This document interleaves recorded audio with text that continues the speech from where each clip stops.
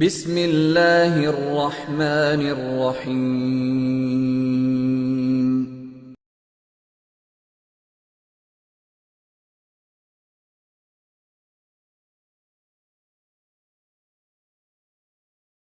مسئلے کا نام کیا ہے؟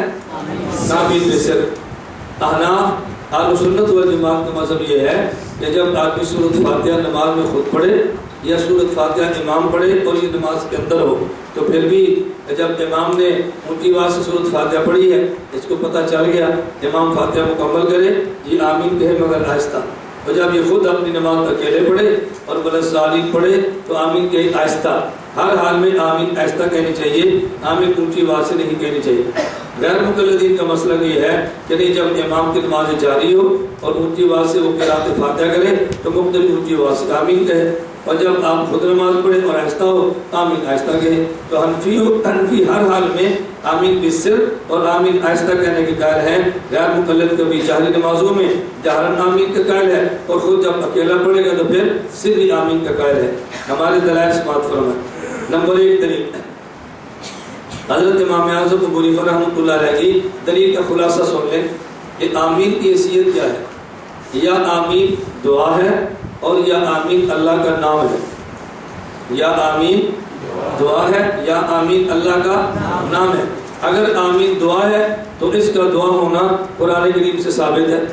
حضرت موسیٰ علیہ السلام نے دعا فرمائی، حضرت ہارون نے آمین فرمائی، اور قرآن کریم کہتا ہے قد اجیبت دعوتکما فاستقیما، تم دونوں کی دعا کو قبول کر لیا گیا۔ تو جس طرح موسیٰ علیہ السلام کی دعا کو دعا کہا، حضرت ہارون کی آمین کو بھی دعا کہا۔ اس سے پتہ چلا کہ آمین کہنا بولو آمین یہ دعا ہے۔ نمبر 2 یہ آمین دعا نہیں ہے بلکہ آمین اللہ کا نام ہے۔ اگر اللہ کا نام ہو، حضرت ابو ہریرہ رضی اللہ تعالیٰ عنہ سے موجود ہے، فرماتے آمین اسم من اسماء اللہ تعالیٰ۔ اب امام صاحب فرماتے ہیں اگر آمین دعا ہے یا آمین اللہ کا نام ہے۔ اگر دعا ہے تو پھر قرآن کریم نے دعا کے لیے اصول بیان فرمایا ادعوا ربکم تضرعا وخفیا، کہ دعا گڑ گڑا کر بھی کرنی چاہیے اور آہستہ بھی کہنی چاہیے۔ اور اگر یہ اللہ کا نام ہے اس کے لیے قرآن کریم کا اصول ہے وَاذْكُرْ رَبَّكَ فِي نَفْسِكَ تَضَرُّعًا وَخِيفَةً وَدُونَ الْجَهْرِ مِنَ الْقَوْلِ، جب اللہ کا نام لو تو آہستہ لو اور خدا کا نام گڑ گڑا کر لو لیکن آہستہ لو۔ اس کا مطلب یہ نہیں ہے کہ ذکر بالجہر کرنا منع ہے، اس کا معنی یہ نہیں ہے۔ اولا یہ ہے کہ ذکر آہستہ کیا جائے، امت کی تعلیم کے لیے یا بعض دیگر فوائد کے لیے ذکر بالجہر کرنے کی گنجائش بھی ہے اور ہمارے اکابر کا معمول بھی ہے۔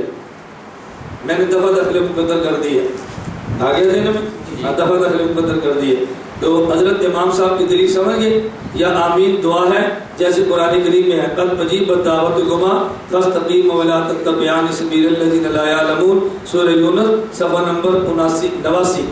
نمبر 2 اچھا یا آمین یہ دعا ہے اس پہ اس سورت کے اس آیت کے تحت حضرت ابو ہریرہ رضی اللہ تعالیٰ عنہ تفسیر بیان فرماتے ہیں کان موسیٰ علیہ السلام اذا دعا امن ہارون علیہ السلام اللہ دعائی یقول آمین۔ موسیٰ علیہ السلام دعا فرماتے، ہارون آمین کہتے، اللہ نے دونوں کی دعا اور آمین کو دعا فرما دیا۔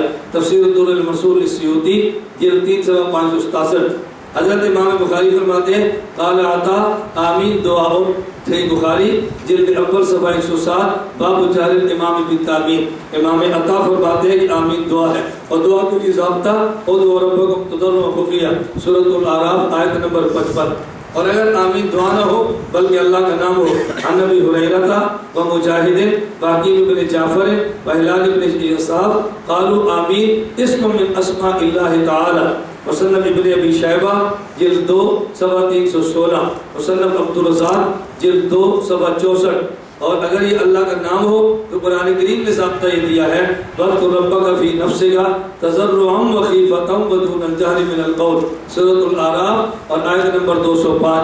لہذا ہر حال میں اس کو آہستہ کہنا چاہیے۔ اور آپ حیران ہوں گے امام فخر الدین رازی رحمۃ اللہ علیہ باوجود اس کے کہ وہ شافعی المسلک ہیں، حضرت امام شافعی کے مقلد ہیں، لیکن اس مسئلے پہ امام فخر الدین رازی بھی حضرت امام اعظم ابو حنیفہ رحمۃ اللہ علیہ کی تائید کرتے ہیں۔ حضرت امام راضی فرماتے ہیں قال ابو حنیفہ اخفاء التامین افضل، آمین آہستہ کہنا افضل ہے، وقال الشافعی اعلانہ افضل، اور آپ اونچی آواز سے آمین کہنا افضل ہے۔ واحتج ابو حنیفہ علی صحت قولہ فی قولہ قال فی قول آمین وجہان احدہما انہ دعاء والثانی انہ من اسماء اللہ تعالی، عنوان ہے نا ذہن میں، وہ پوری تقریر امام راضی کرتے ہیں۔ فإن كان دعاء وجب اخفاؤہ، اگر دعا ہے اخفاء واجب ہے، لقول تعالی ادعوا ربکم تضرعا وخفیا، وإن كان اسم من اسماء اللہ تعالی، اگر اللہ کا نام ہے وجب اخفاؤہ، اخفاء کرنا واجب ہے، یہ واجب کا جواب آ گیا ہے، وجب اخفاؤہ لقول تعالی واذکر ربک فی نفسک تضرعا وخیفا۔ آگے فرماتے ہیں فإن لم يثبت الوجوب فلا اقل من الندبیۃ، یہ اگر واجب نہ بھی مانے تو کم از کم مستحب تو مانے گے نا۔ ونحن نقول بهذا القول، اور ہم بھی اسی قول کو لیتے ہیں کہ حضرت امام اعظم ابو حنیفہ کا قول ہے۔ امام صاحب کا آمین کا مسئلہ کہاں سے ثابت ہے؟ قرآن کریم سے یا حدیث سے؟ پہلے مسئلہ ثابت ہے قرآن کریم سے، آگے حدیث مبارکہ دیکھیں۔ حضرت وائل کہتے ہیں انه صلی علی النبی صلی اللہ علیہ وسلم فلما قرأ غیر المغضوب علیہم ولا الضالین قال آمین خفض بها صوته، مسند ابو داؤد 83 جلد 1 صفحہ 577، مستدرک علی الصحیحین جلد 2 صفحہ 608۔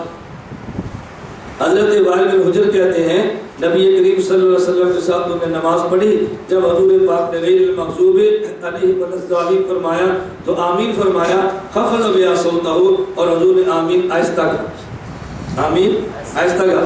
امام ترمذی رحمۃ اللہ علیہ نے بھی آمین بالجہر کو بھی نقل کیا، آمین بالسر کو بھی نقل کیا، اور آمین بالسر پہ امام ترمذی نے بھی ایک اعتراض نقل کیا ہے، اسی اعتراض کو غیر مقلدین بھی نقل کرتے ہیں۔ یہ کہتے ہیں اس روایت کو لینا ٹھیک نہیں ہے۔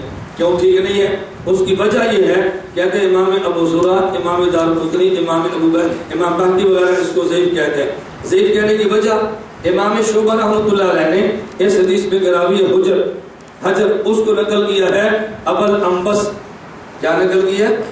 ابو الانبس، کہتے ہیں ابو الانبس نقل کیا ہے، حالانکہ کنیت ان کی ابو الانبس نہیں ہے بلکہ ان کی کنیت ابو سکن ہے۔ کنیت کیا ہے؟ ابو سکن ہے۔ ان نے کیا نقل کیا ہے؟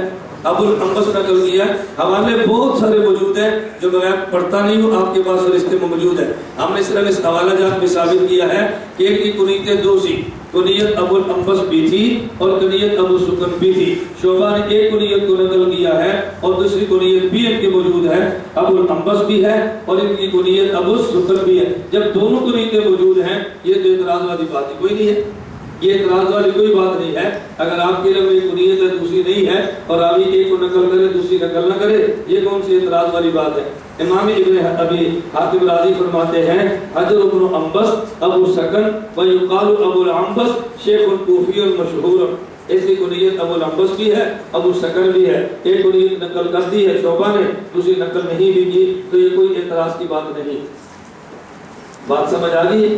دوسری بات یہ ہے امام شعبہ ان کی کنیت ابو الانبس نقل کرنے میں یہ منفرد نہیں، اکیلے نہیں ہے، بلکہ ان کی مطابقت سفیان ثوری نے بھی کی ہے، وہ بھی کئی ایک مقامات پہ ابو الانبس سے بھی کنیت نقل کرتے ہیں ابو سکن کی بجائے۔ اس میں ہم نے روایات جمع کر دی ہیں۔ قال حدثنا محمد بن کثیر قال اخبرنا سفیان بن سلمہ بن حجر ابی الانبس الحضرمی عن وائل بن حجر، دیکھو ابو الانبس کو کی کنیت نقل کر دی ہے، تو ابو الانبس بھی ہے اور ساتھ ابو سکن دونوں کو نیتے ہیں، لہذا کوئی اعتراض کی چیز نہیں ہے۔ دلیل نمبر 2 سنیں، حضرت سمرہ بن جندب عمران بن حسین رضی اللہ تعالیٰ عنہ، ان کا آپس میں مذاکرہ ہوا آمین کے مسئلے پر۔ حضرت سمرہ بن جندب کہنے لگے انہ حافظہ عن رسول اللہ صلی اللہ علیہ وسلم سکتتین، میں نے اللہ کے نبی سے نماز میں 2 سکتے محفوظ کیے ہیں، میں نے یاد کر رکھے ہیں۔ نمبر 1 سکتہ اذا کبر، جب حضور شروع میں اللہ اکبر فرماتے تو سکتہ کرتے۔ نمبر 2 اذا فرغ من قراءۃ غیر المغضوب علیہم الضالین، جب حضور غیر المغضوب علیہم الضالین فرماتے تو یہاں پہ سکتہ کرتے۔ ایک ہے سکتہ اصطلاحی، کیا مطلب؟ آدمی قرات کرے اور تھوڑی دیر کی رک جائے اور سانس توڑے بغیر رکے اور پھر قرات شروع کر دے، لیکن یہاں سکتے کا مراد وہ نہیں ہے۔ یہاں سکتے کا مراد یہ ہے آدمی قرات کرے اور کچھ آہستہ پڑھے اور اس کے بعد اونچی آواز سے پڑھے، یا آہستہ پڑھنے बड़ी सख्ता फरमाया। दलील क्या है कि जब अल्लाह अकबर इमाम या कोई आदमी कहे, इमाम कहते हैं अल्लाह अकबर और उसके बाद थोड़ी देर खामोश रहता है और फिर कहते हैं अल्हम्दुलिल्लाह रब्बिल आलमीन। अब खामोशी का माना कुछ नहीं पढ़ता है लेकिन आहिस्ता पढ़ता है। तो यहाँ सख्ता का माना ये है कि जाहर न पढ़े बल्कि सिर्रन पढ़े। हजरत सबरा बिन जुंदब कहते हैं मैंने 2 सख्ते महफूज किए, एक तकबीर तारीमा के बाद और दूसरा गैर मग़ज़ूब अलैहिम वलद्दालीन के बाद। पता चला तकबीर तारीमा के बाद भी नबी पाक सल्लल्लाहु अलैहि वसल्लम कुछ पढ़ते लेकिन आहिस्ता, वलद्दालीन के बाद भी कुछ पढ़ते लेकिन आहिस्ता। वो आहिस्ता क्या पढ़ते? उसी का नाम आमीन था। लिहाजा आमीन जाहरन नहीं बल्कि आमीन सिर्रन। दलील नंबर 3 सूरह तहावी जिल्द 2 सफ़ा 150। तवज्जो रखना। हजरत अबू वाइल फरमाते कान उमर व अली ला यजहरान बिस्मिल्लाहिर रहमानिर रहीम वला बितावुज़ वला बितामीन। हजरत उमर अली रज़ियल्लाहु अन्हुमा ये बिस्मिल्लाह भी आहिस्ता पढ़ते थे और तावुज़ औज़ बिल्लाह भी आहिस्ता पढ़ते थे और तामीन यानी आमीन भी आहिस्ता कहते। तो जिस तरह औज़ बिल्लाह और बिस्मिल्लाह आहिस्ता कहते, हजरत उमर अली रज़ियल्लाहु अन्हुमा इसी तरह आमीन भी आहिस्ता फरमाते थे। दलील नंबर, ये हदीस मौक़ूफ़ है। दलील नंबर 2 सिर्फ हजरत अली का मसलक नहीं है, हजरत उमर का नहीं है, इब्ने मसूद वगैरह दीगर सहाबा का अमल भी ये था। लेकिन हम 1-2 सहाबा के बजाय अक्सर सहाबा ज़हन में रख लें कि उनका अमल आमीन आहिस्ता कहने का था या उनका अमल आमीन जाहरन कहने का था। अक्सर सहाबा का अमल क्या था? अल-जौहर नकी अल-बैहकी जिल्द 2 सफ़ा 58 बाबु जाहरिल इमाम बित्तामीन। इसके अंदर अल्लामा इब्न तुर्कमानी फरमाते हैं, अपनी राय देते हैं, फरमाते हैं मैं कहता हूँ आमीन जाहरन भी साबित है, आमीन सिरन भी साबित है, लेकिन अक्सर सहाबा का जो अमल था वो आमीन जाहर का नहीं था बल्कि आमीन बेसिर का था। अपनी राय पेश फरमाई है। इब्न तुर्कमानी कहते हैं वस्सवाबु अन्नल खबर बिल जहरी बिहा वल मुखाफत सहीहान, दोनों सही है। उनकी अपनी राय फरमाते हैं व अमला बिकुल्ल मिन फ़िअलिही जमाअत मिनल उलमा, दोनों में से हर एक पे उलमा की जमात ने अमल किया है। व इन कुन्तु मुख्तारन खफ्ज़ सौत बिहा, अगरचे मुझे पसंद आहिस्ता कहना है, क्यों? इस कान अक्सर सहाबते व ताबीईन अला ज़ालिक, इसलिए अक्सर सहाबा और ताबीन का जो अमल था वो आमीन आहिस्ता कहने का था, इसलिए हम आमीन आहिस्ता कहने को तरजीह देते हैं।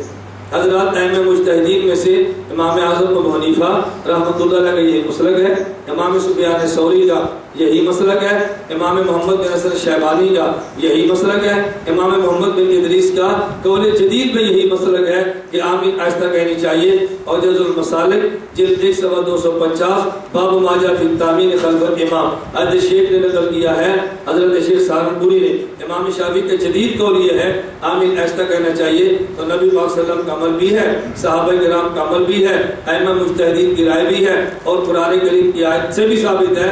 इसलिए अहनाफ आमीन जाहरन की बजाय आमीन आहिस्ता कहने के कायल है। गैर मुक़ल्लिदीन के दलाइल, गैर मुक़ल्लिद की दलील नंबर 1 वाइल बिन हुजर कहते हैं कान रसूलुल्लाह सल्लल्लाहु अलैहि वसल्लम इज़ा क़रअ वलज़्ज़ालीन क़ाल आमीन व रफ़अ बिहा सौतहु, नबी पाक सल्लल्लाहु अलैहि वसल्लम जब वलज़्ज़ालीन फरमाते तो आमीन भी कहते व रफ़अ बिहा सौतहु और आमीन ऊंची आवाज से कहते। सुनन अबू दाऊद जिल्द 1 सफ़ा 141 बाब तामीन। इसके जवाब से बात फरमाएं। नंबर 1 जवाब, हम बहुत सारे जवाब गैर मुक़ल्लिदीन के तस्लीम किए जाने वाले कायदे के मुताबिक देते हैं, जो गैर मुक़ल्लिदीन के अपने साबिते हैं, हम उन्हीं के मुताबिक उनको जवाब पेश करते हैं। इसकी सनद पर रावी सुफयान सौरी है, ज़ुबैर इज़ी इनका बुलंद दर्जे के इस दौर का मुहक्किक है, हम उसको खब्ती कहते हैं, वो उसको बहुत बड़ा मुहक्किक कहते हैं। हम कहते हैं खब्ती है, लगा रहता है, अगरचे वो अपने मसले के साथ ढटाई के साथ ज़ब्त को याबिस जमा करता रहेगा, लेकिन गैर मुक़ल्लिद उस पर एतमाद करते हैं, हम उनको हवाले में उसी के देते हैं। ज़ुबैर इज़ी कहता है ये गज़ब का मुदल्लिस है और मुदल्लिस का अनअना सेहत हदीस के लिए माने है। मुदल्लिस का हुक्म ये है इसकी रिवायत बगैर तसरीह से आगे काबिल अमल नहीं है। नूरुल ऐनैन सफ़ा नंबर 139 138 148। जवाब नंबर 2, इस रिवायत के रावी सुफयान सौरी है, उनका अपना अमल फ़िक़्ह सुफयान सौरी में आमीन बिल जहर का नहीं है बल्कि आमीन बिल सिर का है। फ़िक़्ह सुफयान सौरी सफ़ा 561 और रसूल हदीस का ज़ाब्ता अमल रावी बिल खिलाफ रिवायत ही बाद रिवायत मिम्मा हुआ खिलाफ भी यकीनन यस्कुतुल अमल भी इंदना। इसलिए سے روایت پر عمل ثابت ہو جاتا ہے۔ اور جواب نمبر 3، اگر آپ اس کو سندن بھی صحیح مان لیں اور ساری باتیں مان ملے، ہم پھر بھی کہتے ہیں یہ نبی پاک صلی اللہ علیہ وسلم کا جو عمل مبارک تھا یہ برائے تعلیم تھا، یعنی ایک دو بار بعض آیات کو نبی پاک صلی اللہ علیہ وسلم جہرن پڑھ دیا کرتے تھے، یہ صرف تعلیم کے لیے۔ یہ صحیح مسلم کے اندر روایت موجود ہے، ظہر کی نماز نبی پاک صلی اللہ علیہ وسلم نے پڑھی اور اس میں ایک آیت اونچی آواز سے پڑھ دی۔ اب ظہر کی نماز میں قرات جہری تو نہیں ہے، لیکن اونچی آواز سے حضور پاک نے ایک مرتبہ کیوں پڑھا؟ امت کو تعلیم دینے کے لیے کہ اس موقع پر یہ پڑھتے ہیں۔ حضرت عمر بن خطاب رضی اللہ عنہ نے جنازے کی نماز پڑھی، سبحانک اللہم و بحمدک، ایک مرتبہ اونچی آواز سے پڑھ دی۔ کیوں؟ نئے نئے لوگ اسلام میں داخل ہوتے تھے، یہ تعلیم دینے کے لیے اس موقع پر یہ ثنا یا یہ دعا پڑھی جاتی ہے۔ تو کبھی کبھی تعلیم اور کہہ دینا یہ مستقل معمول بھائی اس کو نہیں کہہ سکتے۔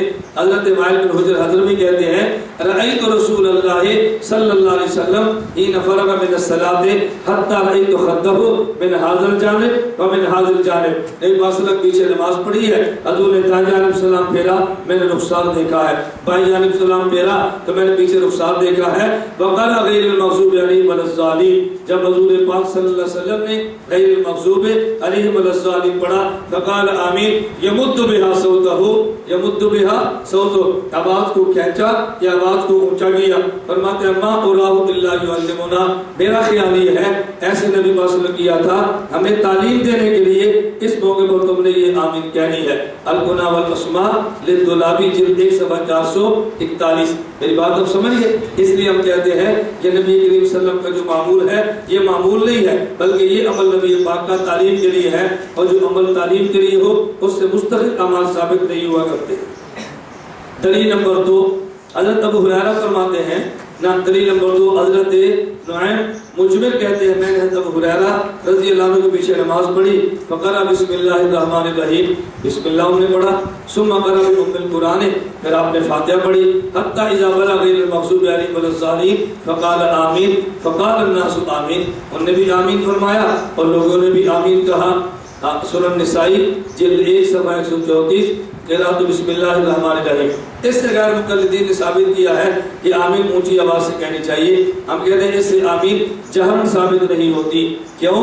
اس لیے کہ حضرت ابو ہریرہ رضی اللہ تعالیٰ فرمایا کہ راوی کہتے ہیں کالا فقال الناس، انہوں نے کہا، لوگوں نے کہا۔ اگر کالا یقولو سے جہرن ثابت ہو پھر آپ اس حدیث کا کیا جواب دیں گے؟ ابو ہریرہ رضی اللہ عنہ فرماتے ہیں نبی پاک صلی اللہ علیہ وسلم نے فرمایا انما جعل الامام لیؤتم بہ فاذا کبر فاذا کبر فکبروا واذا رکع فرکعوا واذا رفع فرفعوا واذا قال سمع اللہ لمن حمدہ فقولوا ربنا لک الحمد۔ جب اللہ کے نبی نے فرمایا امام کہے سمع اللہ لمن حمدہ تو تم کہو ربنا لک الحمد، تو اس کا معنی جہرن تو نہیں ہے نا۔ اگر کالے گلو سے جہرن ہو تو ربنا لک الحمد کو بھی جہرن کہہ دو، حالانکہ یہ کوئی نہیں کہتا۔ اچھا ہو سکتا ہے کوئی بندہ کہہ دے نہیں اس سے تو جہر نہیں ہے، بلکہ اس کا مطلب یہ ہے کہ حضور نے فرمایا کہ یوں کیا کرو، اور قال الناس اگر انہوں نے جہرن نہ کہا ہوتا تو وہ کیسے کہتے؟ لوگوں نے کہا جہرن کہا تو تبھی پتہ چلا نا، کوئی بندہ تمہیں کہہ سکتا ہے۔ اس کا جواب ذہن نشین فرما لو۔ دوسری حدیث وہ بھی صحیح بخاری میں ہے، حضرت ابو ہریرہ رضی اللہ عنہ ان ابا ہریرہ کان یکبر فی کل صلاۃ من المکتوبہ وغیرہا فی رمضان وغیرہ، اللہ اکبر کہتے فیکبر حین یقوم، کھڑے ہوتے اللہ اکبر کہتے، ثم یکبر حین یرکع، رکوع میں جاتے اللہ اکبر کہتے، توجہ رکھنا، ثم یقول سمع اللہ لمن حمدہ، ثم یقول ربنا ولک الحمد، سمع اللہ لمن حمدہ کہتے اور ربنا لک الحمد کہتے۔ ہم کہتے ہیں یہ جہرن ہے، کہتے ہیں جہرن تو نہیں ہے۔ میں نے کہا ان کو کیسے پتہ چلا اور ربنا لک الحمد کہتے تھے؟ تو جہرن نہیں کہا، پھر بھی ثم یقول ہے، وہاں بھی جہرن نہیں کہا، پھر بھی قال الناس آمین ہے، تو دونوں کا معنی ایک ہے۔ قال یقول سے جہر ثابت نہیں ہوتا، صرف آمین کہنا ثابت ہوتا ہے۔ اور سندن اس پر اشکال یہ ہے کہ محمد بن عبداللہ بن عبد الحکیم امام ربیع بن سلیمان الشافعی نے سے کذاب کہا ہے التعذیب لابن حجر جلد 5 صفحہ نمبر 170 پہ، تو راوی اس کا کذاب بھی ہے اور حدیث جار ثابت بھی نہیں ہوتا۔ اسی طرح کی دلیل نمبر 3، عموماً احادیث ساری میں نے عرض کیا وہ 4-5 جو نقل کرتے ہیں سب کی احادیث کسی قسم کی ہے اور جوابات بھی ان کے ملتے جلتے ہیں۔ میں اختصار سے عرض کر دیتا ہوں۔ حضرت ابو ہریرہ کے بارے میں فرماتے ہیں ان ابی ہریرہ قال ترک الناس التامین، توجہ رکھنا، ترک الناس تامینا، لوگوں نے آمین کہنا چھوڑ دیا. وکان رسول اللہ صلی اللہ علیہ وسلم اذا قال غیر المغضوب علیہم ولا الضالین قال آمین، جب حضور غیر المغضوب علیہم ولا الضالین پڑھتے آمین بھی فرماتے. حتی یسمعها اہل الصف الاول، پہلے صف والے سن لیتے. فیرتج به المسجد، اور مسجد سے گونج اٹھتی. اس سے دلیل پیش کی ہے کہ آمین اونچی آواز سے کہنا چاہیے. ہم نے کہا اس پر ایک تو سندن اعتراض ہے، اس پر راوی ہے بشیر بن رافع، ائمہ حدیث کے ضعیف اور مجروح قرار دیا ہے. دوسرا جواب یہ ہے کہ راوی کہتا ہے ترک الناس آمین، لوگوں نے آمین کہنا چھوڑ دیا تھا. تو آمین کہنا نہیں چھوڑا تھا، آمین جہرن کہنا چھوڑا تھا. اس کا مطلب یہ ہے عموماً صحابہ کا عمل یہ ہے وہ آمین بالجہر کی بجائے آمین بالسر کہا کرتے تھے. اور یہ جو تم نے کہا فیرتج بالمسجد، ہم کہتے ہیں مسجد نبی تو چھپر والی مسجد تھی، اس میں تو گونجنے کا سوال ہی پیدا نہیں ہوتا. ایسی مسجد کو گونجنا کہنا اس بات کی دلیل ہے کہ یہ روایت سندن بھی ضعیف ہے اور متن بھی ضعیف ہے. اور اگر متن مان بھی لیا جائے تو ترک الناس آمین سے ثابت ہوتا ہے آمین انہوں نے جہرن چھوڑی تھی، نفس آمین کو نہیں چھوڑا تھا. آمین جہر کے خلاف ہوگی یا دلیل آمین جہر کے حق میں ہوگی؟ تو یہ جہر کے حق میں نہیں ہے، بلکہ اگر ہوگی تو پھر آمین بالسر کے حق میں ہوگی. آگے دیکھیں ان ابی ہریرہ، ابو ہریرہ فرماتے ہیں کان رسول اللہ صلی اللہ علیہ وسلم اذا فرغ من قراءۃ ام القرآن رفع صوته قال آمین، جب نبی پاک صلی اللہ علیہ وسلم قراءت والضالین سے فارغ ہوتے، ام القرآن سے فارغ ہوتے، رفع صوته اونچی آواز سے کہتے آمین. یہ صحیح ابن خزیمہ جلد 1 صفحہ 287 باب الجہر بالتکبیر میں آمین عند القضاء فاتحۃ الکتاب. اس کا جواب اس میں راوی اسحاق بن ابراہیم الزبیدی ہے. ائمہ نے اس پہ سخت جرح کی ہے، کہتے ہیں لیس بثقۃ یکذب لیس بشیء کذبہ محدث حمص محمد بن نو.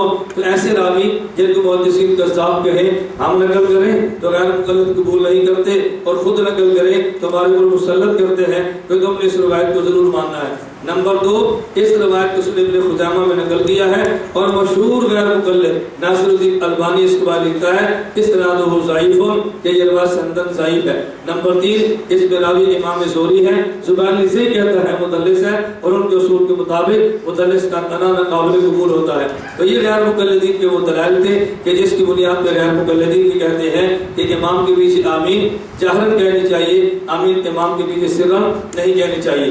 غیر مقلدین کے بعد دلائل وہ ہیں کہ جو صحیح بخاری کے اندر منقول ہے، اس کا خلاصہ سن لے اور میرا ایک بیان آپ اس پہ سنیں جو عنوان یہ ہے کہ امام بخاری تیرا یا امام بخاری میرا. اگر آپ یہ بیان سنیں گے، اس پر میں نے مفصل بات کی ہے ان روایات کے اوپر کہ جن کو غیر مقلد بطور دلیل جعفر یہ پیش کرتا ہے. مثلا دیکھیں اس میں امام بخاری نے کیا ہے، قال عطا آمین دعا. اور اب جب عطا آمین کو دعا کہتے ہیں اس سے جہر ثابت نہیں ہوتا، بلکہ اس سے تو سرن آہستہ کہنا ثابت ہوتا ہے. اچھا آگے دلیل بیان کریں گے. اما ابن زبیر ومن براءه حتى ان للمسجد لرجتا، ابن زبیر نے آمین فرمایا، جو ان کے پیچھے تھے انہوں نے بھی آمین کہا اور مسجد میں شور ہو گیا. اب بتاؤ اس سے آمین بالجہر نماز والا کیسے ثابت ہوا؟ حضرت شیخ حضرات محدثین نے بڑی پیاری بحث کی ہے. خود علامہ کشمیری فرماتے ہیں اس سے یہ کیسے ثابت ہوا یہ آمین نماز والی والضالین فاتحہ والی ہے. یہ بھی تو ہو سکتا ہے وہ قنوت نازلہ پڑھتے تھے، انہوں نے قنوت نازلہ میں بد دعا کی، آمین کہا اور مقتدی نے بھی آمین کہہ دیا، تو فاتحہ والی آمین تو اسے ثابت نہ ہوئی نا. اور نمبر 2 بات سمجھے، حضرت امام بخاری نے اس کو بلا سند نقل کیا ہے، اور غیر مقلد تو سند دے تب بھی قبول نہیں کرتے، تو بلا سند کیسے قبول کریں گے؟ اور تیسرا جو آپ ذہن نشین فرمائے، حضرت ابن زبیر رحمۃ اللہ صحابی ہے اور غیر مقلدین کے صحابہ کے قول اور فعل حجت نہیں ہوتا. اب تم نے حجت کیسے مان لی ہے؟ یعنی اس کے بعد دلیل موجود ہے. حضرت عبداللہ ابو ہریرہ رضی اللہ عنہ فرماتے ہیں کہ نبی پاک صلی اللہ علیہ وسلم نے فرمایا جب امام الضالین کہے تم آمین کہو. اس سے ہم کہتے ہیں جہر ثابت نہیں ہوتا. اگلے صفحے پر بخاری میں روایت موجود ہے جب امام صلی اللہ علیہ وسلم حمدہ کے تم ربنا لک الحمد کہو تو ربنا لک الحمد اور جہر نہیں ہے، تو پھر آمین بھی جہر نہیں ہے. اسی طرح غیر مقلد دلیل اسی میں پیش کریں گے. حضرت امام بخاری نے حدیث نقل کی ہے کہ جب امام کہے نا توجہ رکھنا غیر المغضوب علیہم ولا الضالین تو تم کہو آمین. توجہ کہتے ہیں اس بات کی دلیل ہے نا، فرمایا جب امام کہتا ہے غیر المغضوب علیہم ولا الضالین کہے تو تم نے بھی اس کے بعد آمین کہنا ہے. ہم نے کیسے جہر ثابت نہیں ہوتا بلکہ اس سے سر کیوں؟ جب امام کہتے سمع اللہ لمن حمدہ تو تم نے کیا کہنا ربنا لک الحمد. اس سے جہر ثابت ہوتا ہے سر ثابت ہوتا ہے؟ اچھا ایک دلیل اور جو صحیح بخاری میں ہے کہ جب امام کہتا ہے وَلَسَّالِينَ تو تم بھی آمین کو کیوں؟ فَإِنَّهُ مَنْ وَافَقَ تَعْمِينُ تَعْمِينَ الْمَلَائِكَةِ غُفِرَ لَهُ مَا تَقَدَّمَ مِنْ ذَنبِهِ، تو جس کی آمین ملائکہ کے موافق ہوگی تو اس کے گناہ معاف ہو جائیں گے۔ تو اب ملائکہ آمین جہرن کہتے ہیں سرن کہتے ہیں؟ آمین ملائکہ جب سرن کہتے ہیں تو آمین ملائکہ کے موافق کب ہوگی؟ جب آمین سرن کہیں گے یا آمین جہرن کہیں گے؟ تو سرن کہیں گے، یہ جہرن اسے کیسے ثابت ہوگا؟ اچھا ایک غیر مقلدین کی دلیل، غیر مقلد فرماتے ہیں حضرت ابو ہریرہ نے فرمایا، یہ بڑی دلیل اہم سمجھنا، نبی پاک صلی اللہ علیہ وسلم فرماتے اذا امن الامام فامنوا، جب امام آمین کہے تو تم توجہ رکھنا، جب امام آمین کہے تو تم آمین کہنا، کیوں؟ فَإِنَّهُ مَنْ وَافَقَ تَعْمِينُ تَعْمِينَ الْمَلَائِكَةِ غُفِرَ لَهُ مَا تَقَدَّمَ مِنْ ذَنبِهِ، کہتے ہیں یہ جو حضور نے فرمایا کہ جب آمین کہے امام تم آمین کہنا، تو یہ پتہ کیسے چلے گا امام نے آمین کہی ہے؟ اس سے پتہ چلا امام اونچی آواز سے آمین کہے تاکہ مقتدی کو پتہ چل جائے کہ امام نے آمین کہہ دی ہے۔ حضرت شیخ سہارنپوری رحمۃ اللہ علیہ بذل المجہود جلد 2 صفحہ 101 پہ اس کا جواب دیتے ہیں، باب التامین وراء الامام، فرماتے ہیں اس میں امام کو اونچی آواز سے آمین کہنے کی ضرورت نہیں ہے، کیوں؟ موضعہ معلوم فلا یستم الجہر بہ، امام کے آمین کہنے کا مقام بالکل معلوم ہے، جب امام وَلَسَّالِينَ کہے کہ سکتہ کرے گا اس وقت امام کیا کہتا ہے؟ تو جب ایک جگہ متعین ہے اس لیے اس وقت تو جہر کہنے کی ضرورت نہیں ہے، امام جہر نہ بھی کہے تو جب امام خاموش ہوگا ہم کیا سمجھیں کہ امام کیا پڑھ رہے ہیں؟ جب امام رکوع میں جائے تو آپ کیا پڑھیں گے؟ بولو سبحان ربی ال۔ اب اگر آدمی یہ کہے کہ جب امام رکوع میں سبحان ربی العظیم کہے تم بھی سبحان ربی العظیم کہنا، اس سے امام کا جہر کہنا ثابت ہوتا ہے؟ نہیں بھائی، امام رکوع میں سبحان ربی ال جب رکوع میں جائے گا تو سبحان ربی العظیم ہی کہے گا نا، تو جب اس کا مقام متعین ہے اس سے جہر کیسے ثابت ہوگا؟ اور حضرت علامہ شیخ زکریا رحمۃ اللہ علیہ نے اس پر بہت پیاری دلیل فرمائی ہے۔ شیخ زکریا اس کا جواب دیتے ہیں حاشیہ بذل المجہود میں، فرماتے ہیں بل هو يدل على الاصرار الا فلا يحتاج الى التقدير ولا الصادق، توجہ، فرماتا ہے یہ دلیل اس بات پر ہے کہ آمین ایسا کہنی چاہیے، یہ دلیل اس پر ہے آمین ایسا کہنی چاہیے، کیوں؟ اگر اس سے آمین ایسا ثابت نہ ہوتا تو پھر وَلَسَّالِينَ مقدر ماننے کی ضرورت نہ ہوتی۔ کیا مطلب؟ جب امام کہے گا آمین تم کہو گے آمین، فرمایا یوں نہیں ہے، جب امام کہے گا وَلَسَّالِينَ امام پھر آمین کہے گا اور تم بھی آمین کہو گے۔ ہم نے جو آمین کہنا ہے امام کی وَلَسَّالِينَ پر یا امام کی آمین پر؟ بات سمجھو نا، جو مقتدی نے آمین کہنا ہے امام کی آمین پہ آمین کہنا ہے یا امام کے وَلَسَّالِينَ پر آمین کہنا ہے؟ اب اس حدیث کا مطلب کیا ہے کہ جب امام وَلَسَّالِينَ کہے اس پر امام نے بھی آمین کہنا ہے تو تم نے بھی آمین کہنی ہے۔ حضرت شیخ زکریا فرماتے ہیں تو امام کے وَلَسَّالِينَ پہ آمین کہتے ہیں، امام کی آمین پر آمین نہیں کہتے۔ تو اذا امن الامام کا معنی یہ ہے کہ جب امام وَلَسَّالِينَ کہے اور پھر امام آمین کہے تو تم نے بھی آمین کہنا ہے۔ اس بات کی دلیل ہے کہ آمین آہستہ ہوتی ہے، کیوں؟ وَلَسَّالِينَ جب کہہ دیا اس کے بعد امام بھی آمین کہتا ہے اور تم نے بھی آمین کہنا ہے، تو یہ دلیل سر ہے، دلیل جہر نہیں، یہ دلیل سر ہے، دلیل جہر۔ شیخ زکریا کی بات سمجھ گئے؟ تو یہ دلیل سر پر ہے یا جہر پر ہے؟ اللہ ہم سب کو بات سمجھنے کی توفیق عطا فرمائے۔ ایک حدیث سن لو درمیان میں رہنا جائے، غیر مقلدین عموماً ایک حدیث پر بہت شور مچاتے ہیں، وہ کہتے ہیں کہ آمین اونچی کہنے سے یہودی چڑھتے ہیں، اس لیے آمین کہتے ہیں۔ کون چڑھتے ہیں؟ یہودی۔ اور دلیل یہ پیش کریں گے، حضرت ابن عباس رضی اللہ عنہ فرماتے ہیں، یہ حدیث سنن ابن ماجہ صفحہ 61 باب الجار بالآمین پر ہے، کہتے ہیں قال رسول اللہ صلی اللہ علیہ وسلم ما حسدتکم اليہود علی شیء ما حسدتکم علی آمین فاکثروا من قول آمین، جتنا یہودی تمہارے آمین کہنے پہ چڑھتا ہے اتنا کسی اور چیز پر نہیں چڑھتا، لہذا تم آمین بہت زیادہ کہا کرو، لہذا تم آمین بہت زیادہ کہا کرو۔ اب ذرا سمجھنا، اس سے جہاں تو ثابت نہیں ہوتا، لیکن پہلے جواب سمجھنا۔ ہم کہتے ہیں اس سند میں راوی ہے طلحہ بن عمر المکی جو عند المحدثین سخت ضعیف ہے، ایمن لا شیء متروک الحدیث لیس بشیء ضعیف لین، یہ سارے الفاظ اس کے بارے میں فرمائے ہیں۔ میزان الاعتدال لصحابی جلد 2 صفحہ 261، تہذیب ابن حجر جلد 1 صفحہ 18 پہ۔ دوسرا جواب سماعت فرمائے، حضرت امی عائشہ رضی اللہ تعالیٰ عنہ سے مرفوع روایت موجود ہے، اگر یہودی اس سے چڑھتا ہے، امی عائشہ کی روایت سنیں، ان اليهود قوم حسد وهم لا يسدون على شيء كما يسدون على السلام وعلى آمین وعلى آمین سے ابن خزیمہ جلد 1 صفحہ نمبر 288. پھر ہم کہتے ہیں اگر آمین پہ چڑھتا ہے، امی عائشہ فرماتی ہے حضور اکرم صلی اللہ علیہ وسلم نے فرمایا وہ سلام پر بھی چڑھتا ہے. تو مقتدی اگر آمین اونچی آواز سے کہتا ہے تو مقتدی پھر السلام بھی اونچی آواز سے کہے تاکہ یہودی چڑھے. ایک حدیث اور بھی ہے اگر اسی کو ماننا ہے، حضرت امی عائشہ رضی اللہ تعالیٰ عنہ سے السنن الکبریٰ للبیہقی جلد 256 باب التعمیم پہ فرمایا قال رسول اللہ صلی اللہ علیہ وسلم لم يسدون اليهود بشيء ما حسدون بسلاسل التسلیم والتعمین اللہم ربنا لک الحمد. یہودی 3 باتوں بھی چڑھتا ہے، سلام پر بھی چڑھتا ہے، آمین پہ بھی چڑھتا ہے، ربنا لک الحمد پر بھی چڑھتا ہے. تو ربنا لک الحمد تو امام جہرن کہتا ہی نہیں ہے، چلو سلام پر آپ کہہ دیں گے، امام تو جہرن کہتا ہے لیکن ربنا لک الحمد امام بھی ایسا کہتے ہیں، مقتدی بھی ایسا ہے. اگر یہود کو چڑھانا ہے آمین بھی اونچی کو ہو، سلام مقتدی اونچا کہے، ربنا لک الحمد بھی اونچا گئے تاکہ یہودی پورا پورا چڑھنا. یہ کہیں گے کچھ چڑھانا ہے کچھ نہیں چڑھانا، اس کا معنی کچھ یاری ہے کچھ لڑائی ہے. اس لیے ہم کہتے ہیں یہود کو چڑھانے والی بات غلط ہے، حدیث صحیح پر اس پر عمل کی ضرورت نہیں. اللہ مجھے اور آپ سب کو مسلک اہل سنت والجماعت احناف پہ کاربند رہنے کی توفیق عطا فرمائے. آپ کی بہت ساری چیزیں وصول ہو چکی ہیں اور انشاءاللہ میں نے آپ سے گزارش کی تھی اس کا اکٹھا ہی جواب آپ کو دے دیں. آپ نے چٹھے لے کے دے دی ہے کہ نہیں؟ یہ اس کے علاوہ یہ اس کا حصہ ہے. تو میں نے تو آپ سے کہا تھا اگر آپ میں ایسی چیزیں ہیں وہ آپ اکٹھی دے دو. ایک چیزیں وہ ہے جو سبق سے متعلقہ ہے، ایک چیزیں وہ ہیں جو سبق سے متعلقہ ہیں اور ایک وہ جو سبق سے متعلقہ نہیں ہے. سبق کی چٹ تو سبق کے اندر دو، مثلا مسئلے پڑے ہیں ایک کے متعلقہ چٹ دو اور مسئلے کا جواب لو.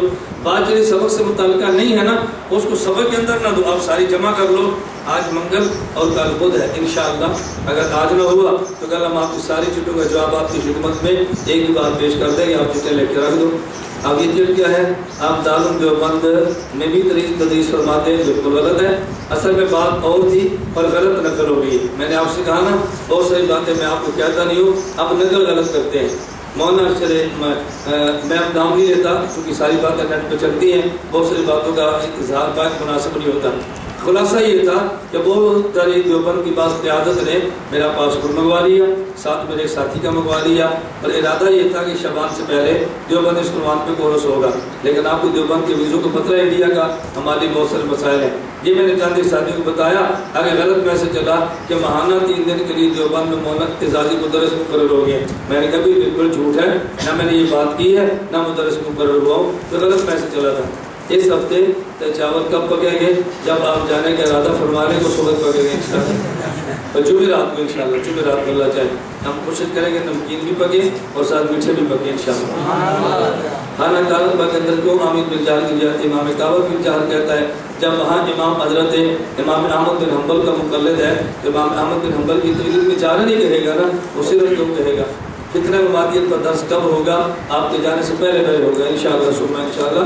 اور مماتیت پر میں خود پڑھاؤں گا انشاءاللہ. تریاق اکبر بزبان صفدر پر لکھا بن حرس کی مراد قربانی ہے. ایک تفسیر وہ ہے اور ایک تفسیر یہ ہے، دونوں تفسیریں اس کی موجود ہے.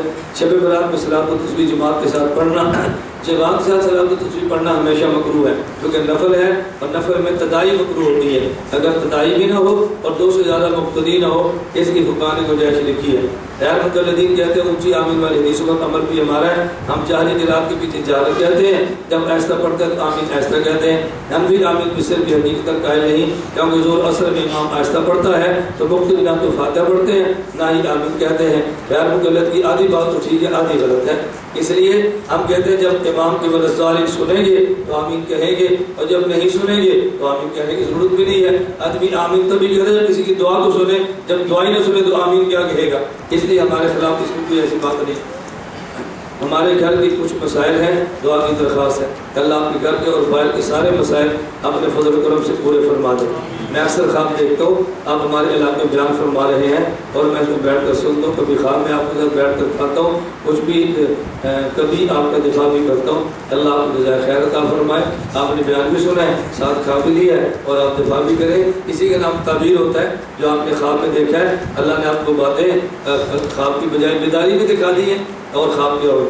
میں جیل میں تھا تو مجھے ایک ساتھی نے خط لکھا عجیب بات یہ ہے کہ مجھے خط یہ لکھا، یہ میں اڈیالہ جیل کی بات ہے کہ ہماری غالباً امی نے یا ابو نے خواب میں دیکھا ہے ہمارے گھر امیر المومنین غلام عمر تشریف لائے ہیں، اس خواب کی تعبیر کیا ہے؟ میں نے کہا جواب لکھا، میں نے کہا نہ آپ نے غلام عمر کو دیکھا ہے نہ آپ کی امی ابو نے مجھے دیکھا ہے، مجھے بن دیکھے آپ کے باپ نے بیٹا بنا لیا اور میرے جیل کے اخراجات بنا لیے۔ اس کا معنی یہ نہیں ہے غلام عمر نے گھر آنا، اس کا معنی ہے کہ غلام عمر کا آپ نے معامل بننا ہے، ہم ان کے سپاہی ہیں، آپ نے ہمارا خرچہ اٹھا لیا۔ تو جو خواب دیکھی تھی اس کی تعبیر اللہ نے آپ کو عطا فرما دی۔ تعبیریں یہی ہوتی ہیں، اور تعبیریں اس کے علاوہ یہ کہ خود آئیں گے۔ آپ کے ابو جان کی قبر مبارک کہاں پر ہے؟ یہ بالکل پیچھے ہمارے ساتھ قبر موجود ہے۔ وہ بولے کہاں پر شیر بہادر رحمہ اللہ تعالیٰ، اور میں نے کچھ کارگزاری ہمارے جان کو سنائی دی، یاد ہے نا آپ کو؟ میں نے کہا تو ہمارے نبی نے باپ نے 25 سالہ رفاقت مسئلہ حیات کو قربان کی ہے۔ جامع مسجد فیصل کراچی یہ گجرات کو چھوڑا ہے، اور چھوٹی سی کچی مسجد یہاں پہ بنائی ہے۔ گاؤں کی مسجد میں بریلویت کا ماحول تھا، لوگ قبول نہیں کرتے تھے، ہمارے صاحب تانگے پر بیٹھ کے آس پاس کے دیہاتوں میں بیان کیا کرتے تھے، تانگے پر بیٹھ کے تانگا لے لیتے، اوپر سپیکر لگا لیتے اور سڑک پہ کھڑے ہو کے تقریر کرتے۔ یہ باتیں کہنی بہت آسان ہے، عمل کرنا بڑا مشکل ہے۔ میں طلبہ سے کہتا ہوں مسئلہ حیات النبی صلی اللہ علیہ وسلم پوری دنیا میں پھیلا ہے، ہم اللہ کا شکر ادا کرتے ہیں۔ مسئلہ پہلے بھی حضرات بیان کرتے تھے، لیکن پوری دنیا میں اسٹیج پر اس مسئلے کو پذیر آئی، اللہ کے فضل و کرم سے اس محنت کی برکت سے ملی ہے، اور اس کا پس منظر کسی کو معلوم نہیں ہے، کیونکہ 25 سالہ رفاقت ہمارے باپ نے مسئلہ حیات پہ قربان کی ہے، اور گجرات سے نکل کے یہاں ڈیرے لگائے تھے۔ اللہ پاک نے اس کا مقابلہ بھی کسی جگہ سے کروایا۔ بعض قربانی بڑی دیر بعد نظر آتی ہے، حضرت تو آپ نے پڑھا ہے نا سورہ کہف میں وَقَالَ أَبُوهُمَا صَالِحًا، وہ دیوار گر رہی تھی تو دیوار انہوں نے کھڑی کر دی۔ حضرت خضر موسیٰ علیہ السلام نے پوچھا، مزدوری لی اور دیوار کھڑی کر دی ہے، پر میں اس لیے کھڑی کی کہ نیچے خزانہ موجود ہے، ابھی یہ بچے چھوٹے ہیں اور بڑے ہوں گے اور خزانہ نکال دیں گے۔ یہ خزانہ کیسے ملا؟ کان ابوہما صالحا، علامہ علوسی فرماتے ہیں ان کا 7واں یا 10ویں نسل کا باپ بہت نیک تھا، اور اس کا صلہ ان کی اولاد کو ملا ہے۔ قربانی ہمارے والد نبی نے باپ نے دی ہے، اس کا صلہ خدا نے ہمیں دیا ہے کہ مسئلہ حیات میں اللہ کریم نے ہمیں قبول فرما لی ہے۔ تو قربانی بڑے دیتے ہیں اگر نسلوں کو اس کے صلے میں نہ کرتے۔ ہم یہاں ایک دن ہمارے طلبہ تخصص کے بیٹھے تھے اور مذاق میں کہنے لگے، اس سے بڑے چھوٹے بھائی شعیب، ان کا بیٹا موسیٰ کا بھی تیز ترار ہے، اور میرا بیٹا عبداللہ بہادر آپ نے دیکھا، اب ہمارے سب بہادر، عبداللہ بہادر، عبدالرحمان بہادر، عبید اللہ بہادر، عبدالرحیم بہادر، ایک بہادر فوت ہو گیا، 3 بہادر ہیں۔ میں نے آپ کو دکھایا تھا نا، عبدالرحیم سے پوچھو کون ہو، کہتے شیر، میں کہتا ہوں میں کون ہوں، کہتے ہیں ببر شیر۔ تو ہم ان کو لفظ تو شیر ببر شیر دلائے نا، تاکہ بچوں کو جری کرے، ان کو ڈرایا نہ کرے۔ کبھی بغیر جوتی کے یا پھرتے میں کہتے پھرنے دو، کبھی اکثر کپڑوں پر مٹی لگی میں تو لگے رہنے دو۔ ہم بچوں کا مزاج بناتے ہیں، ہمیشہ جراب، ہمیشہ چپل، ہمیشہ کپڑے لے، ہمیشہ اس کی آنکھوں میں سرما، ہمیشہ پاؤڈر، ہمیشہ سرخیاں، یوں بچہ بنا کر باہر بھجواتے ہیں۔ اتنا نازک مزاج بنتا ہے، کل یہ سختی برداشت کرنے کی اہمیت نہیں رکھتا۔ اس لیے ہم کہتے ہیں بچوں کو نہلاؤ بھی، لیکن ان کو مٹی میں بھی کھیلنے دو، گندے کپڑوں میں ان کو پھرنے دو، کوئی فرق نہیں پڑتا۔ اس سے بچے کی صحت تباہ نہیں ہوتی، بچے کی صحت بہت بہتر ہوتی ہے۔ اگر آپ اپنے بچوں کو مضبوط کرنا چاہیں، ان کو مٹی پر کشتیاں کرائیں، آپ کے بچوں کی ہڈیاں بہت مضبوط ہوگی۔ ہمیشہ مٹی سے بچا کے رکھیں گے، آپ کا بیٹا بہت کمزور ہوگا۔ آپ کو نہ یقین ہے تو آپ میں سے کوئی بندہ ہے تو میرے پاؤں آ کر دبانا، ہماری پنڈلی ہے دبانا، آپ کو اندازہ ہو خدا نے کتنی طاقت عطا فرمائی۔ بڑے ساتھ یہ کیوں؟ میں نے کہا اپنے یہ زمین پہ گوڑیاں کی ہیں، ہم نے اپنے باپ کو گوڑا ہے، کماق کو گوڑا ہے، گھاس کاٹا ہے، پیسے سنبھالی ہے، گوبر اٹھایا ہے، اپنے باپ کے ڈنڈے چھوٹے مار کھائی ہیں۔ اس لیے اب ہمیں یہ باتیں مانا نہیں رکھتی، 7 سال جیل پر کاٹی ہے، پولیس سے مار کھائی ہے، بازو پر رہے ہیں۔ اب اللہ پاک نے اتنی جسم تو کچھ کمزور ہوگا، لیکن خدا نے دماغ اور دل مضبوط کیا ہے ان حوادث کی وجہ سے۔ تو بچوں کو اس مٹی میں کھیلنا دیا کرو، اس سے بچہ مضبوط ہوتا ہے، کمزور نہیں ہوتا۔ اللہ آپ کو اولاد دے تو ایسے کرو گے نا، اللہ اولاد دے گا تو ایسے کرو گے نا۔ میں نے بتایا تھا نا خواب آپ کو یاد ہے، حضرت شیخ کے بارے میں نہیں یاد آپ کو؟ میری بات 2 خوابیں ایسی ہیں جو ایک خواب میری کتاب پر چھپی ہے، حدیث خواب کے نام پہ جہاد والی کتاب کے شروع میں چھپی خواب ہے، آپ اسی کو دیکھ کر پڑھنا، میں اس کو بیان نہیں کرتا۔ اور ایک خواب میں نے جیل اڈیالہ میں دیکھی، حضرت شیخ الحدیث امام اہل سنت استاد حضرت محترم مولانا سرور صدر رحمۃ اللہ علیہ کو میں نے لکھی تھی۔ میرے پاس حضرت کے ہاتھوں کی لکھی تعبیر اب بھی موجود ہے۔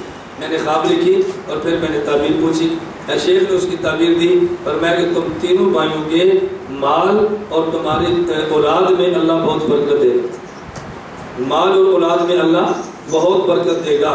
جب مجھے خواب ملی اس وقت میں 25 سالہ قیدی تھا اور قیدی کپڑے کے اندر جیل کے اندر موجود تھا. شام خط آیا, میں نے اپنے ساتھیوں سے کہہ دیا کہ میری تو رہائی لگ گئی ہے. ان کو تعجب ہوا کہ جب اندرونی خانہ اس کا کیس عدالت میں چل رہا تھا, ہمیں اس نے بتایا نہیں. ان کا خیال یہ تھا. تو میں نے کہا تو نے بتایا کیوں نہیں؟ میں نے کہا عدالت میں کیس نہیں ہے, میں نے شیخ کو خط لکھا ہے, شیخ نے تعبیر دی ہے, اللہ تمہارے مال اور تمہاری اولاد میں بہت برکت دے گا. جیل میں رہ کر مال میں برکت ہو جاتی ہے, اولاد کی برکت کے لیے تو مجھے خود جانا پڑے گا. اس وقت کسی کو خواب سمجھ نہیں آتی تھی. کچھ عرصہ گزرا, ہم جیل سے بھی نکل گئے. ایک شادی, پھر دوسری, پھر تیسری, اللہ کہے گا اب چوتھی انشاءاللہ ثم انشاءاللہ. اللہ نے اولاد بھی دی ہے, ہمیں کروڑوں روپیہ تو نہیں لیکن جتنی ضرورت ہے اللہ کریم اتنا مال وسعت کے ساتھ بغیر ذلت کے عطا فرمائے. عزت کے ساتھ اللہ عطا فرماتے ہیں. ہم اللہ کا جتنا شکر ادا کریں بہت کم ہے. اللہ نے عطا فرمایا. تو ایسی خوابیں میں کہتا ہوں نا, شیخ کو بتایا کرو, اس سے پھر تعبیر لکھتا ہے, اس کا بہت مزہ آتا ہے. اللہ میں بات سمجھنے کی توفیق دے. یہ جو میری دوسری شادی ہے یہ بھی خواب پر ہے, یہ پتہ نہیں آپ کو پتا ہے کہ نہیں, یہ بھی خواب کی تعبیر ہے. میرے پاس یہاں تخصص کا محمود طالب علم تھا, آئے گا انشاءاللہ کل وہ, کیونکہ جمعے میں اس کا نکاح پڑھا کر آیا ہوں. کل اپنی بیگم کے ساتھ ہماری دعوت پر آئے گا. یہ تخصص میں شاگرد تھا. اس نے خواب دیکھی اور مجھے کہا استاد جی میں نے خواب دیکھی ہے. میں نے کہا مجھے لکھ کر دو. اس نے لکھ کے دیکھی, میں نے اسی وقت تعبیر لکھی. میں نے کہا اس خواب کے 2 حصے ہیں. ایک حصے کی تعبیر کہ تم دینی امور میں میرے معاون بنو گے, اور دوسری تعبیر تمہاری ہمشیرہ کے ساتھ میرا نکاح ہوگا. میں نے دستخط کر دیے. جب اپنے ابو کو فون کرو. اسی وقت میں کسی کمرے میں تھا, میں نے کہا بھی فون کرو. رات کو 9 بجے فون کیا, ابو جان نے کہا ہاں کہہ دو. اسی وقت امی کو فون کیا, کہتے امی میری رو پڑی. اس نے کہا استاد ہماری بیٹی قبول فرما لیں گے. اس نے کہا انہیں تعبیر فرمائے ہاں کہہ دو. چوتھے دن ہمارا نکاح ہو گیا. آج خواب میں 5ویں دن نکاح ہے. جو میں تمہیں بات اس لیے کہتا ہوں, ابھی تک آپ کے ذہن میں ہماری یہ چیزیں نہیں ہے. کیوں؟ آپ نے صرف ہمیں اسٹیج پہ دیکھا. اور میں اپنے حضرات سے کہتا ہوں جب ہمیں تمہیں اسٹیج کے خطیب کے بجائے اور نگاہوں سے دیکھنا شروع کریں گے نا, پھر اپنی ترقیات آپ محسوس فرماؤ. میں کبھی یہ بخاری کے جلسوں پہ جاتا ہوں نا, آپ کو یاد ہے میں نے کہا تھا, کہتے ہیں ختم بخاری شیخ صاحب سے کرا لو, مولانا گھمر صاحب سے تقریر کرا لو. ان کا مطلب کیا ہے کہ بخاری اس کو نہیں آتی, تقریر اسے کرا لو تاکہ عوام اس پہ خوش ہو جائے گی. میں کہتا ہوں ایک بار بخاری پر ہمیں بولنے تو دو, آپ کو پتہ چلے کہ ہم بخاری پہ گفتگو کیسی کرتے ہیں. تو جب آپ ان چیزوں سے دیکھو گے نا ہٹ کے, پھر انشاءاللہ آپ کو محسوس ہوگا. اور میں جو بار بار کہتا ہوں نا, یاد ہے میں نے کئی بار کہا میرے پاس آؤ, میرے پاس آؤ, میرے پاس وقت لگاؤ. کیوں؟ پاس رہنے سے آدمی خلوت اور جلوت دیکھتا ہے, مزاج دیکھتا ہے, آدمی کے اندر کو دیکھتا ہے, ظاہر باطن کو دیکھتا ہے. حضرت عمر رضی اللہ عنہ فرماتے ہیں بندے کا پتہ چلتا ہے یا معاملات سے, اور یا بندہ پتہ چلتا ہے اس کے ساتھ سفر کرنے سے. یا سفر کرو اور یا معاملات کو دیکھو. حضرت عمر رضی اللہ عنہ کے پاس ایک بندہ سفارشی بند کرایا کسی اور کا. حضرت عمر نے پوچھا کہ تو کیسے؟ کہتا ہے بہت اچھا ہے. کہتا ہے جی نمازیں بہت اچھی پڑھتا ہے. اور میں یہ اچھا ہونے کی کیا نشانی ہے؟ سفر اس کے ساتھ کیا ہے؟ کہتا ہے نہیں. معاملات رہے ہیں؟ کہا جی نہیں. کہتا تو کیسے کہتی ہے بہت اچھا ہے؟ معاملات کا اچھا ہونے کے لیے نماز نہ بتاؤ, معاملات کے لیے معاملات بتاؤ. تو جب آدمی کے معاملات ہوتے ہیں نا, یا سفر حضر میں ساتھ رہتا ہے. ہمارے اپنے طلباء میں سے جس کو میں نے آگے میدان میں نکالنا ہوتا ہے نا, تربیت کرنی ہوتی ہے, اس کو میں سفروں میں ساتھ رکھتا ہوں. پہلے پڑھاتا ہوں, پہلے رگڑے کرتا ہوں, پھر سفروں میں ساتھ رکھتا ہوں. پھر میں کہتا ہوں میرے اسمار دیکھو, پھر میرے بیان سنو, ان بیان کو نوٹ کرو, میرے استدلال پہ توجہ دو, اور پھر آپ دیکھو ذرا تعبیرات کسے کہتے ہیں. شاید آپ کو یاد ہے میں نے آپ کو ایک واقعہ سنایا تھا. یقین فرمائیں میں اپنے منہ سے ایسی باتیں نہیں کہتا. میرے ساتھ بہت بڑا حلقہ, تبلیغ کا حلقہ بہت بڑا ہے. اور جب تبلیغ مراکز کے طلباء میرے ساتھ جڑتے ہیں نا, میں واللہ العظیم یہ بات کہہ رہا ہوں, مجھے بعض اہم مراکز کے طلباء نے کہا استاد جی آپ یقین فرمائیں ہم سمجھتے تھے کہ رائیوڈ کے اکابر میں تقویٰ ہے, خطیبوں میں نہیں ہے. آپ کے پاس آنے سے ہماری غلط فہمی ہے, تم ہے, ہمیں اب پتہ چلا اسٹیج والوں کے تقویٰ کی طرح ہوتا ہے. یہ جب انہیں ہمارے ساتھ سفر کیا, جب نہیں کیا ویڈیو بناتے ہیں, فاسق آدمی ہے, دین کا غرض ہی نہیں ہے, شہرت پسند ہے, یہ کہہ کے پانی پھیر دیں گے بس. تو اس پانی پھیرنے سے ہم گھبراتے نہیں ہیں, ہم ڈرتے نہیں ہیں, بالکل اپنا کام کرتے جاؤ. ابھی تو ہماری عمر کام کی شروع ہوئی ہے, ہماری عمر کام کی, یاد رکھنا. اوسطن اس عمر کی امت کی عمریں کتنی ہیں؟ 60 سال. ایسے ہی ہے نا, ان میں 20 سال پڑھنے کے, پھر 20 سال تجربے کے ہیں, پھر 20 سال کام کے. پہلے 20 سال پڑھنے کے, پھر 20 سال, اور پھر 20 سال. تو 20 سال تک آپ نے پڑھنا ہے, 20 سال تک تجربات میں, اور جب 41 سال شروع تو پھر کام ہوتا ہے. اور میری 43 سال عمر ہے, ابھی کام کے 3 سال ہوئے, ابھی تو 17 سال باقی. 3 سال میں موادی پریشان ہے. میں نے کہا بیٹا 17,000 انتظار میں تو بتاؤں گا کام کسے گئے. میں مذاق نہیں کرتا. ابھی لوگوں کو بات سمجھ نہیں آ رہی. یاد رکھنا ایک ہوتا ہے پیپر ورک. کیا ہوتا ہے بولو؟ Paper work. ایک ہوتا ہے ٹیم ورک, ایک ہوتا ہے نیٹ ورک, پھر ہوتا ہے ورک. یہ لکھو میری باتوں کو. میں چونکہ مدرسے بیٹھ کر کرتا تو تمہیں قدر نہیں ہے. یہ میں لیکچر کسی یونیورسٹی میں دیتا, ایک لیکچر کے لاکھ روپے مجھے دیتے. یار دیکھو لیکچر کتنا دیا تاریخ میں آ کر. میں مذاق نہیں کرتا. پہلے ہوتا ہے پیپر ورک, پہلے کیا ہے, پھر ہوتا ہے ٹیم ورک, کیا ہے, پھر ہوتا ہے نیٹ ورک, کیا ہے, اور پھر ابھی تو ہم نے ورک شروع ہی نہیں کیا. میں مذاق نہیں کرتا. جو میں کام ملک میں دنیا میں کرنا چاہتا ہوں اللہ میری حفاظت فرمائے, ابھی تک میں نے وہ کام شروع نہیں کیا. جب شروع ہوگا تو میں بتاؤں گا کہ دیکھو کب کام شروع ہوگا. پہلا مرحلہ پیپر ورک. پیپر ورک کا ترجمہ منصوبہ بندی. ہماری اصطلاحات کے ترجمے ہم سے سنو. اس کا کیا ترجمہ ہے؟ منصوبہ بندی. کیا مطلب؟ آپ نے مکان بنانا ہے, پہلے نقشہ بناؤ. یہ پیپر ورک ہو رہا ہے. جو آپ نے کام کرنا ہے اس کا نقشہ بناؤ. آپ نے کیا کام کرنا ہے, منصوبہ بندی کرو. یہ پیپر ورک ہے. پہلے منصوبہ بندی کرو. ہم منصوبہ بندی نہیں کرتے. جیسے آپ نے ایک لطیفہ سنا ہوگا نا, تو کہتے ہیں پہلے بولو سوچو اور پھر کیا کہتے ہیں, پہلے سوچو اور پھر بولو. ایک ساتھی تھا ہمارا, کہتے ہیں استاد جی ہم تو سوچ کر بھی نہیں بولتے. ہم بول کر بھی نہیں سوچتے. اصل میں جملہ کیا ہے, پہلے سوچو اور پھر مطلب ہم تو بول کر بھی نہیں سوچتے. تو پہلے کون سوچتا ہے؟ تو پہلے کیا کرو, منصوبہ بندی. یہ کیا ہے؟ پیپر. توجہ رکھنا. پھر جو آپ نے منصوبہ بندی کی ہے, آپ نے کام کرنا ہے, جس منزل تک آپ نے پہنچنا ہے, ہدف کو حاصل کرنا ہے, ٹیم ورک. تو اس کے لیے افراد تیار کرو. پھر کیا کرو؟ افراد. افراد کا تیسرا مرحلہ نیٹ ورک. کیا مطلب؟ ان افراد کو کہاں کہاں نے رکھنا ہے, یہ شروع کرو. ہو گیا, اب ورک شروع کرو. اب کیا شروع کرو؟ پہلے منصوبہ بندی کرو, پھر افراد تیار کرو, پھر افراد کی فٹنگ کرو, اس کے بعد پھر کام شروع کرو. دیکھنا کام کیسے نہیں ہوتا. تو بات سمجھ آ گئی؟ ہاں جی. آپ نے شادی کرنی ہے تو پہلے کیا کرو؟ پہلے یہ ذہن بناؤ لڑکی کیسی لینی ہے. یہ تو ذہن مجھے تو نہیں جو مل گئی. یہ کیا جو مل گئی, یہ کوئی شادی ہے؟ یہ کوئی بھیڑ بکری تھوڑی ہے جو مل گئی ہم نے دودھ پینا ہے نا. پہلے یہ دیکھو عورت کیسی چاہیے, اپنے ذہن میں لاؤ. اس کا مطلب اب لڑکیاں تاڑو نہیں کہ یہ ایسی ہے کہ نہیں, اب چیک نہ کرو ایسی ہے کہ نہیں نا, یہ معنی نہیں ہے.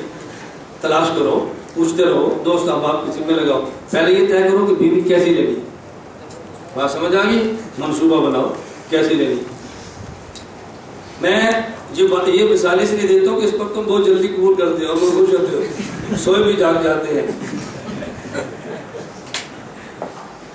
تو پہلے ہوتی ہے منصوبہ بندی, سمجھ آ رہی, اور اس کے بعد افراد, ٹیم ورک, اس کے بعد نیٹ ورک, افراد کہاں لگانے. پھر چوتھے مرحلے پہ ابھی ہم نے 2 کام. منصوبہ بندی جو بحمداللہ تعالیٰ میں نے اپنے دماغ میں کر لی, اور میرے پاس وہ طلباء جو 6 سال سے ہیں, میں انہیں کہتا ہوں ابھی تک تمہارے ضرور میں اتنی گنجائش نہیں ہے. میں اپنے دماغ کی سوچ تمہیں بتا دوں, ابھی تک نہیں ہے, جب ہوگی تو میں بتاؤں گا. رسول اکرم صلی اللہ علیہ وسلم کے یومیہ مشورے کے ساتھی تھے حضرت ابوبکر صدیق, حضرت عمر. یہ یومیہ مشورے کے ساتھی تھے.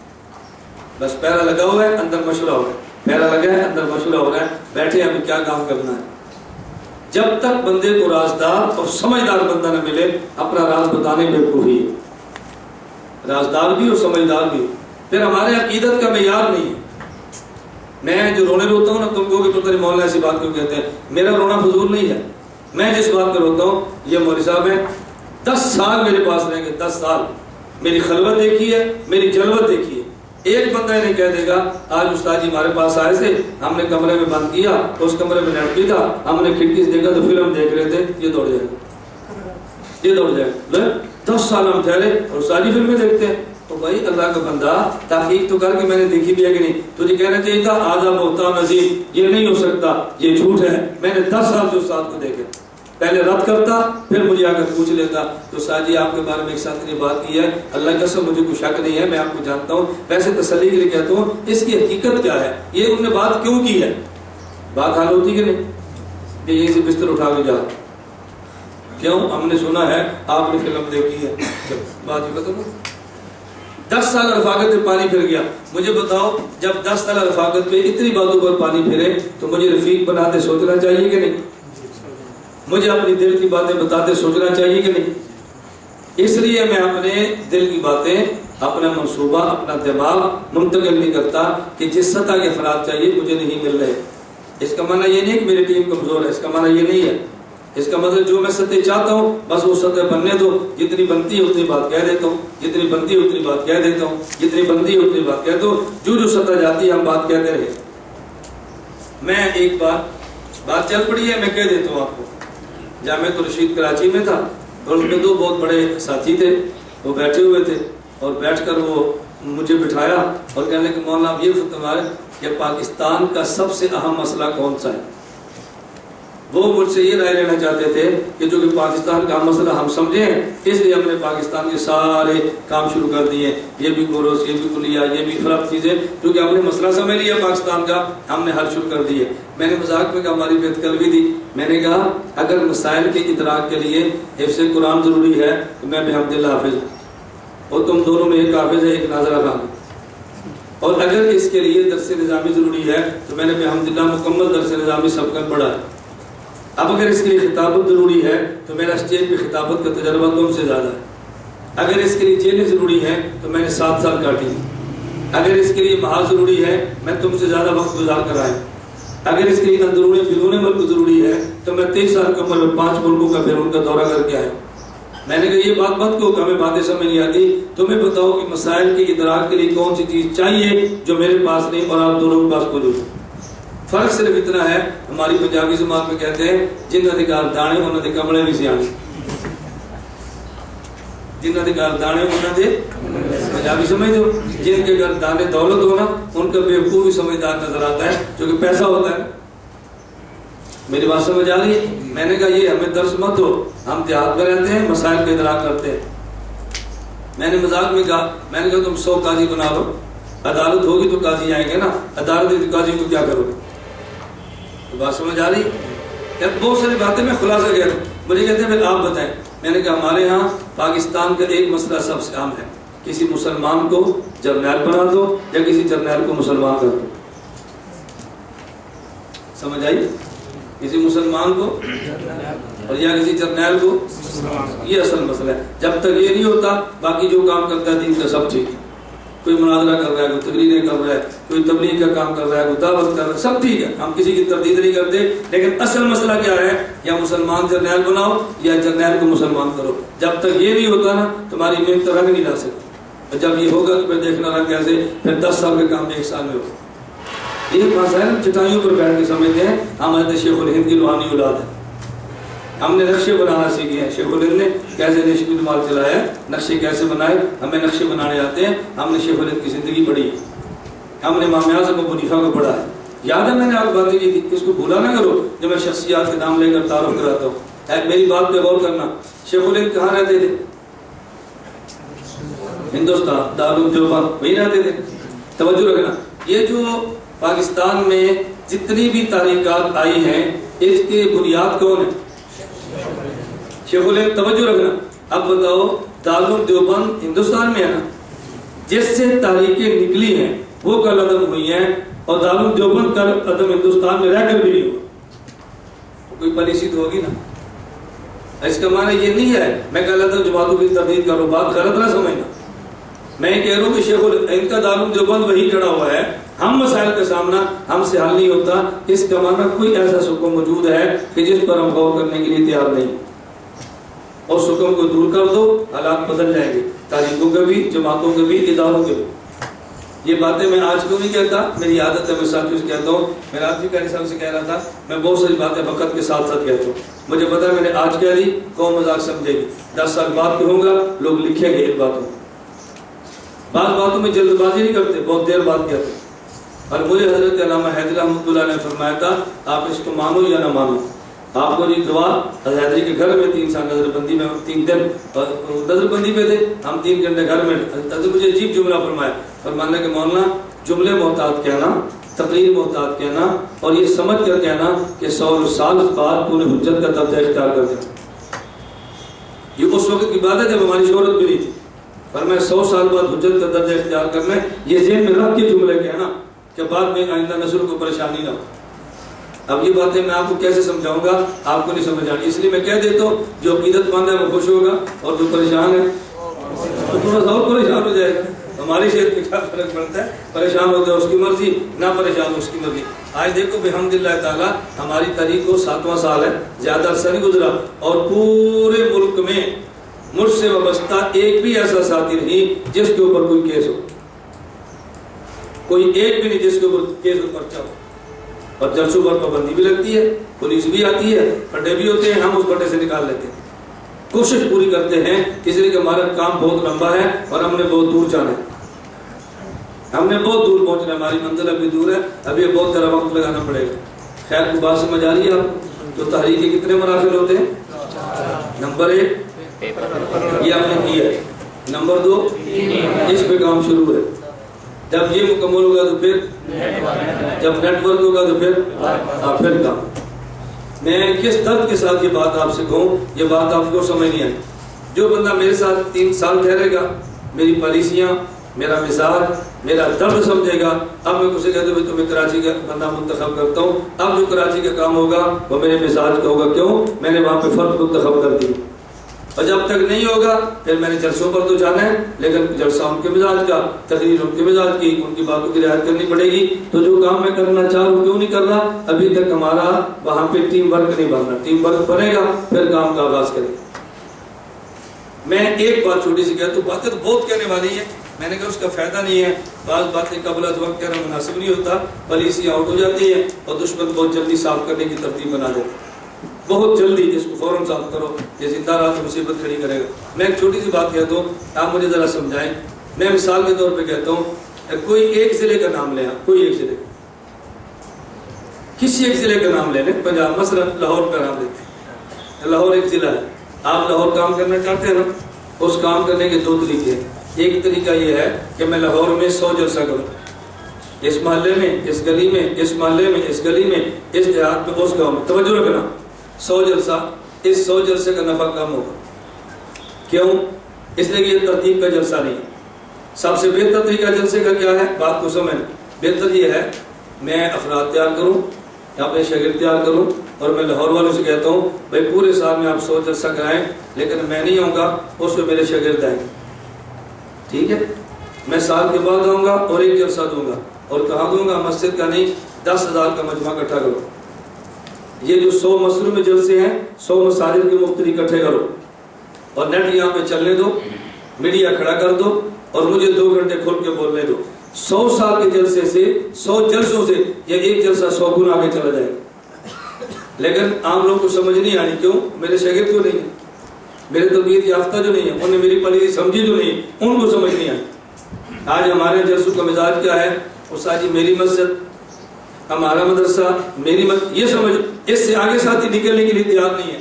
نتیجہ کیا ہوتا ہے، میں ان کی مسجد میں جاؤں یہ خوش نہیں ہے، ان کی مسجد میں جاؤں یہ خوش نہیں ہے، ان کے مدرسے کو تاریخ تو یہ خوش نہیں ہے۔ میں کہتا ہوں بھی آپ 5 بندے ہیں نا، تو 5 بندے 5 مسجدوں میں جلسہ کرنے کی بجائے باہر گراؤنڈ میں جلسہ رکھ لے، اور 5 بندے اکٹھے ہو کر جلسہ کرا لیں، ایک جلسہ کرائے گا 50,000 خرچ ہوگا، یہ 5 مل کر کرائیں گے تو 10,000 ان کے اوپر حصہ آئے گا، اور مجمع 5 کا پڑے گا یا 1 کا، لیکن یہ تب ہوگا جب ان 5 کو مسلک سے غرض ہو، ابھی تک ان کو مسلک سے غرض نہیں ہے، ان کو اپنی مسجد اور محلے سے غرض۔ تو پہلے اس قوم کو اپنی اغراض سے نکالو، اجتماعی کاموں میں لاؤ، پھر فائدہ دیکھنا کتنا ہو۔ میری بات آپ سمجھ رہے؟ میں چھوٹی سی بات کہتا ہوں اور سمجھو، یہ لڑائیاں میرے ساتھ چل رہی ہیں، اور میں بڑے آرام سے لڑائیاں لڑ رہا ہوں، اس سے جھگڑ رہا ہوں، اس سے نکل رہا ہوں، ناراض بھی نہیں ہونے دیتا، اور بات جانے کی کوشش کرتا ہوں۔ ان کا میں مثال کے طور پہ کہتا ہوں، آپ کا شہر کون سا ہے جی؟ نوشہرہ۔ آپ کا کون سا ہے؟ 400۔ میں مثال دیتا ہوں، ان کا نوشہرہ، ان کا 400 ہے، اور ان کا کراچی ہے۔ میں مثال دے رہا ہوں، ان نے جلسہ نوشہرہ میں رکھا ہے 21 کو، ان نے رکھا ہے 400 میں 22 کو، اور انہوں نے فوراً کہا کہ استاد جی مسئلہ یہ ہے، توجہ رکھنا، مسئلہ یہ ہے کہ مفتی تقی عثمانی صاحب نے ہمیں فرمایا ہے کہ آپ ایسا کرو، علمی سا پروگرام رکھو جس میں میں بھی آؤں گا اور ساتھ آپ محمد بلا لو۔ میں مثال دے رہا ہوں، جو مجھے کہتے ہیں استاد جی ہم نے بڑا محنت پورا سال لگے رہے ہیں، آپ شیخ صاحب آنے ہیں، اگر آپ وقت دے دینا، میں نے کہا تاریخ کہتے ہیں 21 تاریخ کو، کون سی تاریخ ہے 21 کو. میں نے کہا پھر کہتے اس کے بعد شیخ صاحب بعد پورے سال میں کوئی وقت نہیں ہے, اگر آپ دے دیں بھیا وقت آپ کو کراچی کے تاجر ملیں گے, علماء ملیں گے, مشائخ ملیں گے, اور بہت بڑی بات آپ کی دور تک پہنچ جائے گی, مشائخ اسٹیج پر بیٹھیں گے. میں نے کہا تو یار آپ محسوس نہ کرنا, کراچی کا تقاضا ہم ہے, آپ اجازت دے دو. نہیں پہلے تاریخ ہمیں دی تھی, ہم نہیں اجازت دے سکتے. ہمارے لوگ کیا کہیں گے, مماتی کہا کہیں گے, فلاں کہیں گے, مولانا گلمند دوڑ گئے ہیں, ہم کس کو کیا جواب دیں گے. اس کا مطلب یہ ہے ان کو اپنی ذات سے غرض ہے, ان کو مسلک سے عقیدے سے غرض نہیں. اگر ان کو ہوتی مجھے پتہ کیا کہتے, استاد جی جیسے آپ مناسب سمجھیں آپ وہاں تشریف لے لیں, ہمیں کر دے دینا. یہ تب ہو جب ان کے ذہن میں ہو عقیدہ ہے, ان کے ذہن میں میری ذات نہیں ہے, ان کے ذہن میں صرف اپنا شہر, اور ہمارے ذہن میں شہر نہیں. ہم افاقی نبی کی امتی ہیں. ہمارے جو مسئلہ سرگودے کا ہے وہی مسئلہ امریکہ کا ہے. جس طرح سرگودے کی درد ہے وہی کینیڈا کی درد ہے. پوری دنیا کا درد لے کر چلو گے تو کام کی نوعیت بدل جائے. یہ بات کب سمجھ آئے گی, جب کچھ عرصہ کا میرے پاس لگا ہوگا, ورنہ کوئی بات میری سمجھ میں نہیں آئی. میری بات سمجھ آ رہی ہے آپ؟ اب جو ہمارے ساتھ ساتھی پڑھتے ہیں نا, ان کو مجھے دیر نہیں لگتے. آپ یقین فرمائیں جلسہ سجا ہوا ہے, اشتہار چھپے ہوئے ہیں, میں کہتا ہوں یار مجھے شرع صدر نے اجازت دے دو, کہتا ہوں ساری جیسے آپ کو راحت, بس ختم ہو گیا. کوئی اور بندہ چلا جاتا ہے. اور جن کو نہیں ہے ان کو اپنی ذات کا, اپنی انا کا پورا لڑائی ہے. ہمارے بولے کچھ نہیں رہ جائے گا, لوگ کیا کہیں گے, ہماری عزت نہیں بچے گی. اب میں یہ بات کیسے سمجھاؤں بھائی تم اپنی عزت کا رونا چھوڑ دو, ہماری جان کا بھی تو خیال کرو نا. اور میں اس پر اتنے تمہیں شواہد اور واقعات پیش کروں گا کہ آپ کو تعجب ہوگا کہ میں کن کن لڑائیوں سے گزر کے اس موقع پر پہنچوں. میں کہتا ہوں کہ ہم نے بہت آگے جانا ہے, اللہ کے لیے آپ ہمارے اوپر ترس کھاؤ. اچھا ایک اور میں یہ باتیں آپ میں گنوانا چاہتا ہوں, آپ کو پتہ نہیں کون سی بات شروع کر دی ہے. میں ایک مثال دیتا ہوں, ذرا بات سمجھیں. میرا پشاور جلسہ ہے, سرگودا سے پشاور جائیں, جلسہ ہو تو بھی اتنا ڈیزل, اور جلسہ نہ ہو تو بھی. جلسہ ہونے سے ڈیزل زیادہ تو نہیں خرچ ہوگا یا کم خرچ ہوگا. میں مثال صرف دے رہا ہوں. میں پشاور گیا ہوں, جلسے پر پابندی لگ گئی ہے. اب جلسے والوں کو دل نہیں کرتا مجھے پیسے دیں, مجھ پر پابندی ہے نا, میں تو بیان نہیں کروں گا, اب نہیں دل کرے گا. اور اگر میں جلسہ کروں گا تقریب پسند آئے گی, پھر دل کرے گا تو 4,000 دے دے. یہ سوچ ٹھیک ہے غلط ہے؟ میں آپ کے پاس آیا ہوں پابندی لا کے, مجھے افسر جی آپ آرام فرمائیں, کھانے میں کیا پسند فرمائیں گے, ہم آپ کی خدمت پوری کریں گے. پابندی لا کے کوئی مسئلہ نہیں, آپ دوبارہ تشریف لائیں. ایسے ہونا چاہیے کہ نہیں؟ ایسے نہیں ہوتا. اور ایک بات میں بڑی اہم آپ سے کہتا ہوں, میں کون سا رونا آپ کی خدمت میں رہوں گا. ہماری قوم کا مزاج کیا ہے, میں ان کے پاس جاؤں گا پھر ہو سکتا ہے مجھے 1,000-2,000 دے دیں, ان کے پاس نہیں جاؤں گا, یہ 10 سال میں کبھی بھی میرے پاس 100 بھی نہیں ملے. اب بتاؤ اگر ان کو مجھ سے پیار ہوتا تو ان کے گھر جانے کی ضرورت تھی؟ بتاؤ نا, بولتے نہیں دیں. جب جاؤں گا تو دیں گے, نہیں جاؤں گا نہیں دیں گے. کیوں؟ اس کا معنی کہ ہم سے غرض نہیں ہے, اپنے علاقے سے غرض ہے. لوگ کہیں گے مولانا ان کے پاس آئے ہیں, مولانا آئے ہیں, بڑے ان کے تعلقات ہیں, اب یہ پیسہ خرچ کرنے کے لیے تیار ہو. اللہ سے بندہ مانگتا رہے اور چیختا رہے, اللہ کریم عطا فرمائی دیتے. اللہ پاک نے مجھے بعض ایسے افراد دیے ہیں, ایسے دیے ہیں کہ میں ان کا نام نہیں لے سکتا. مجھے ایک ساتھی ملا, دیکھو دنیا میں کیسے لوگ بھی ہیں, اللہ کیسے دیتا ہے. مجھے گزشتہ سال ایک ساتھی ملا, اس نے کہا استاد جی میں آپ کے پاؤں پکڑتا ہوں, اللہ کے لیے آپ جلسے کرنا چھوڑ دیں, اپنی جان کو بچائیں اور افراد تیار کریں. آپ دنیا سے چلے گئے, ہم یتیم ہو جائیں گے. ہر کسی سر پہ ہاتھ رکھنے والا بندہ نہیں ملتا. میں 2 لاکھ روپیہ مانا آپ کو جیب خرچ دوں, اور 6 ماہ تک مجھے اس میں 2 لاکھ روپیہ دیا. 6 ماہ تک ایک بھی جلسہ میں اس کے پاس کرنے کے لیے نہیں.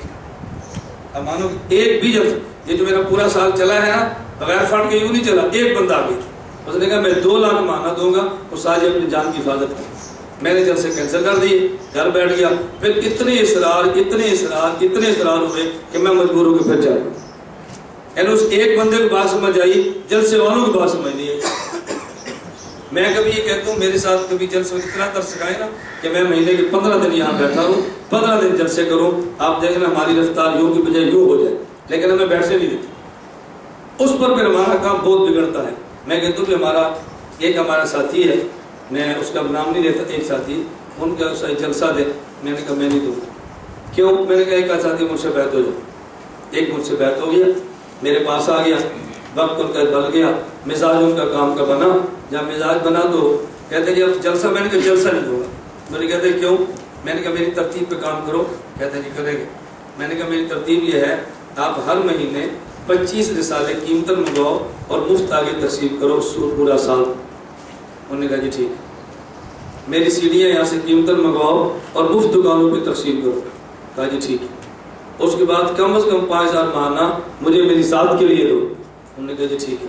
سب ساتھی دوڑ گئے، ایک لڑکا کھڑا، 25 رسالے بھی لیتا ہے، کیسٹیں بھی لیتا ہے، پہلے 5 دیتا تھا اب 10,000 دیتا ہے۔ میں نے کہا 10,000 کیوں؟ اس نے کہا استاد جی میں خدا گواہ بنا کر کہتا ہوں جب سے آپ کی پالیسی پر عمل کیا ہے میرے کاروبار میں ایک دکان تھی 4 ہو گئی۔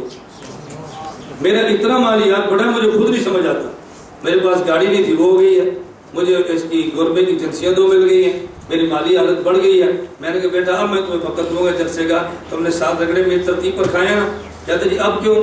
میں نے کہا اس لیے کہ پہلے میں جاتا پابندی افراد کا تعارف نہیں تھا، تم نے 25 کو عربی نے رسالہ دیا، تم نے 100 سیڑھیاں تقسیم کی ہیں، اب میرے آنے پر اشتہار نہ چھاپنا، بغیر اشتہار کے کہنا کہ مولانا گمر صاحب آ رہے ہیں، تم سے مجمع سنبھالا نہیں جائے گا، اور جو تم نے جلسے پر لاکھ خرچ کرنا تھا نا وہ لاکھ ہم نے پورے سال میں آپ سے وصول کر لی ہے، اب 1 روپے کے بغیر 1.5 لاکھ والا جلسہ ہوگا۔ آپ سمجھ آئی؟ پورا سال میں نے کہا تو لاکھ روپے میں دے دیا نا، اب جلسہ ہوگا 1.5 لاکھ والا اور روپیہ ایک خرچہ نہیں ہوگا۔ کیوں؟ آپ نے کسی آنے والے کو کھانا نہیں کھلانا، مغرب کے بعد بیان کی شاہ کو ختم، نہ کھانا نہ چائے نہ پانی کچھ بھی نہیں ہے، اور ہم بھی آئیں گے آپ سے کوئی کرایہ نہیں لیں گے کیونکہ آپ تو مہینہ میں دیتے ہیں۔ آپ بتاؤ پالیسی آئے کہ نہیں؟ اس کو سمجھ آ گئی، کام بدل گیا، آپ کو نہیں سمجھ آنی تھی بدل۔ اس کا بتاؤ علاج کیا کریں؟ میں آپ سے کئی بار کہتا ہوں نا ساتھی تو جی ہمارے گھر آؤ 3000 کا کھانا کھلائیں گے، یار میری مجبوری ہے گھر نہیں آ سکتا، یہ دوست میں اس کو گیس کا دے دو، نہیں گھر آؤ پھر۔ اس کا مطلب آپ کو ہم سے پیار نہیں ہے، اپنی طور سے یار ہماری طور کیسے ہے، ہماری عزت کیسے ہے، ہمارا مقام کیسے ہے۔ اور میں صرف آپ کو نہیں کہتا، اس پر میں خود عمل کرتا ہوں، خود عمل کرتا ہوں۔ میں اس لیے واقعات سناؤں گا۔ ہمارے پاس فیصل آباد ایک بہت بڑے ادارے کے علماء تھے، مغرب طرف گنا مارے، میں نے کہا تشریف لیں، اب میرا خیال تھا کھانے کا وقت ہے تو پوچھنا گیا، میں نے کھانا پرتکلف کھانا لگایا اور دسترخوان یہاں پہ سج گئے، یا ابھی حال بھی بنا بیٹھے ہوئے تھے، تو میں نے کہا کیا آپ پسند فرمائیں گے؟ کھانا دسترخوان تو لگا ہوا ہے، میں نے وقت پہ لگایا تھا، آپ کو وقت پر کھانا کھائے اور آپ تشریف لے جائیں۔ آپ نے سان فرمایا، میرے پاس رکے، انہوں نے کہا مولانا ہم نے تو کھانا نہیں کھانا۔ میں نے کہا دسترخوان اٹھا دیں، کیا پسند فرمائیں گے؟ کہوا۔ میں نے کہا کہوا پلا دو۔ ایک بار بھی ہم نے نہیں کہا آپ چاکی لیں، گھر والوں نے محنت کی ہے، ہمارے طرف پیسہ خرچ ہوا ہے، ہمارا دل رکھنے کی نہیں بھائی مہمان کی خوشی غرض ہے یا اپنے دل کی غرض ہے؟ مہمان کی راحت مطلوب ہے، پکا دسترخوان پر ٹھیک ہے، جزاک اللہ، جس میں آپ کو راحت ہے آپ اسی طرح جائیں، بتاؤ خوشی ہوگی نہیں ہوگی؟ میں یہاں ساتھیوں سے کہتا ہوں ہمارے علماء تشریف لائیں اور باہر سے سفر کرتے ہیں، میں نے کہا بھی کھانا نہ بھی کھلا سکو ان کو ہدیہ مالی ضرور دیا کرو، اس لیے کہ ان کی ضرورتیں بہت ہیں اور وسائل بہت کم ہیں۔